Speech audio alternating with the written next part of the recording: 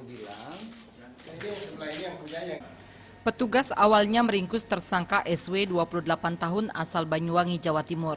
SW diringkus petugas saat mengemas sabu-sabu menjadi paket kecil di kamar kosnya di Jalan Sidakarya, Denpasar.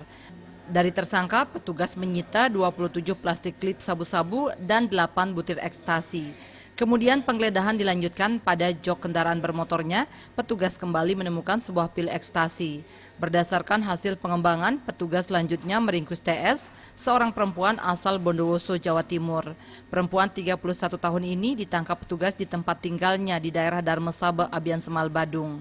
Dari hasil penggeledahan ditemukan 58 plastik klip sabu-sabu dengan berat 170,35 gram dan 92 butir ekstasi.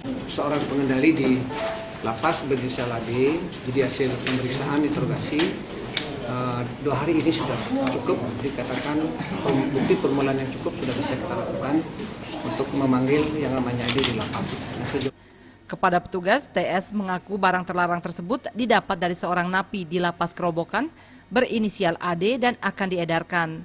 Untuk mengedarkan barang tersebut, tersangka mendapat upah 1 juta rupiah. Mantan waitress sebuah kafe di Denpasar tersebut mengenal AD sejak 3 bulan lalu saat menjenguk pacarnya di dalam lapas. Selanjutnya, ia ditawarkan menjadi pengedar barang terlarang tersebut dengan upah menggiurkan. Dapat 2 kali. 2 kali. Berapa dapat, Mbak? Upah?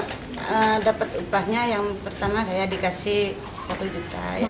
Akibat perbuatannya, kedua tersangka kini menjalani pemeriksaan intensif kantor BNNP Bali dengan ancaman hukuman yang berat. Raiswantara, Bali TV.